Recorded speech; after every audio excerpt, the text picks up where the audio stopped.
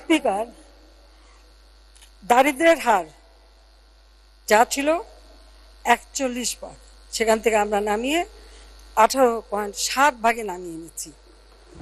আর হতদরিদ্র যা ছিল 25.6 সেটাকে আমরা এখন কমিয়ে মাত্র 5.6 নামিয়েছি। ইনশাল্লাহ হতদরিদ্র বলে বাংলাদেশে কেউ থাকবে না।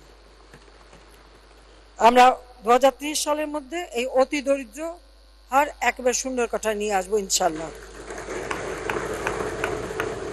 আমাদের স্বাস্থ্য, শিক্ষা, যোগাযোগ ইত্যাদি সকল ক্ষেত্রে প্রয়োজনীয় অবকাঠামো নির্মাণ করে উন্নয়নকে আমরা দৃশ্যমান করেছি। মানব সম্পদ উন্নয়ন, ব্যবসা বাণিজ্য সহায়ক পরিবেশ তৈরি করতে আমরা সক্ষম হয়েছি। আমাদের চলার পথ খুব সহজ ছিল না, চলার পথ বন্ধুর ছিল, বারবার বাধা এসেছে। একটা হচ্ছে দেশের ভিতরে আভ্যন্তরীণভাবে, আবার আন্তর্জাতিক পর্যায়েও নানা ঘাত প্রতিঘাতের মধ্য দিয়ে আমাদের চলতে হয়েছে। তার উপর আবার এর মাঝে আবার প্রাকৃতিক দুর্যোগ, অর্থাৎ মনুষ্য সৃষ্ট দুর্যোগ, প্রাকৃতিক দুর্যোগ, আন্তর্জাতিক সংঘাত, যুদ্ধ, স্যাংশন, কাউন্টার স্যাংশন, এইগুলি মোকাবেলা করেই তো আমাদের চলতে হচ্ছে। আমরা তারপরেও দেখেছি সারা বিশ্বব্যাপী জীবন জীবিকার যে ঝুঁকি এবং মূল্যস্ফীতি, বাংলাদেশ তো এর থেকে দূরে নয়। রাশিয়া ইউক্রেন যুদ্ধ যখন লাগলো, স্যাংশন হলো, প্রত্যেক জিনিসের দাম বেড়ে গেল।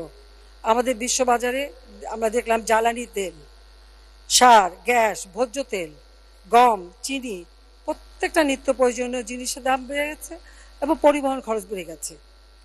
ওই অবস্থার মধ্যেও কিন্তু আমাদের একটা বিরাট চ্যালেঞ্জ নিয়ে এগিয়ে যেতে হয়েছে। তবু মানুষের যাতে কষ্ট না হয়, যেখানে যত টাকা হোক আমরা তা খরচ করেছি এবং মানুষের চাহিদা আমরা পূরণ করতে সক্ষম হচ্ছে। অনেক উন্নত দেশও তা পারেনি। কোভিডের সময় ভ্যাকসিন, উন্নত দেশ, ধনী দেশ কিন্তু বিনা পয়সায় ভ্যাকসিন দেয় নাই, কিন্তু বাংলাদেশ বিনা পয়সায় ভ্যাকসিন দিয়েছে, টেস্টিং করিয়েছে।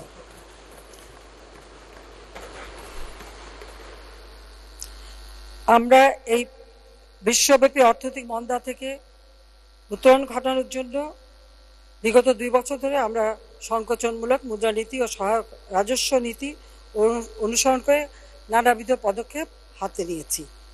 নীতি সুদের হার 8.5% উন্নীত করা হয়েছে এবং নীতি সুদ হারের করিডোরে ঊর্ধ্বসীমা 10% নির্ধারণ করা হয়েছে। এছাড়া ঋণের চাহিদা, অর্থের যোগান, ব্যাংকার গ্রাহক সম্পর্কের ভিত্তিতে সুদের হার নির্ধারিত হওয়ার পদ্ধতি প্রবর্তন করা হয়েছে। মুদ্রানীতি এ সকল পদক্ষেপকে ফলপ্রসূ করতে রাজস্ব নীতিতেও সংকোচনমূলক নীতি কৌশল অবলম্বন করা হচ্ছে, যার প্রতিফলন এবারে বাজেটেও রয়েছে। এছাড়া বিভিন্ন কম গুরুত্বপূর্ণ খাতে ব্যয় কমিয়ে আনার লক্ষ্যেও আমরা পদক্ষেপ নিয়েছি। আমরা আশা করি যে আমাদের গৃহীত পদক্ষেপের ফলে 2024-25 অর্থবছর শেষ নাগাদ আমাদের মূল্যস্ফীতি আমরা আরও নিয়ন্ত্রণ করতে পারবো, হ্রাস করতে পারবো, এ বিশ্বাস আমাদের আছে। এই জন্য আমাদের উৎপাদন বাড়াতে হবে, সরবরাহ বাড়াতে হবে। এ প্রসঙ্গে আমি একটু স্মরণ করতে চাই যে 2009 সালে দায়িত্ব যখন আমরা গ্রহণ করেছি, সেই সময় মূল্যস্ফীতি পেয়েছিলাম 12.3%। এখন এত বেশি চলতি, অর্থাৎ 12.3 ছিল মূল্যস্ফীতি, যা আমাদের গৃহীত পদক্ষেপের ফলে তা আমরা কমিয়ে 7% নিচে নামিয়ে আনি। 12-13 থেকে 21-22 অর্থবছর একটানা 10 বছর গড় মূল্যস্ফীতি 6.1% আমরা ধরে রেখেছিলাম। প্রবৃদ্ধি তার থেকে বেশি আমরা অর্জন করতে সক্ষম ছিলাম। মূল্যস্ফীতি নিয়ন্ত্রণে এবার আমরা যে সকল পদক্ষেপ নিয়েছি, আমরা মনে করি যে খুব শীঘ্রই বাজারে তার প্রভাব পড়বে এবং আমরা আমাদের আকাঙ্ক্ষা অনুযায়ী, প্রত্যাশা অনুযায়ী আমরা হ্রাস করতে পারব। মানুষের যাতে কষ্ট না হয়, খাদ্যমূল্য বৃদ্ধি পেয়ে মানুষ যেন অভুক্ত না থাকে, সেজন্য আমরা ফ্যামিলি কার্ড, পারিবারিক কার্ড করে দিয়ে বাজারের থেকে অর্ধেকেরও কম মূল্যে আমরা চাল, ডাল, চিনি, তেল, যা যা দেওয়া যখন যেটা প্রয়োজন সেটা আমরা সরবরাহ করছি। হতদরিদ্রের জন্য বিনা পয়সায় খাবার দিচ্ছি।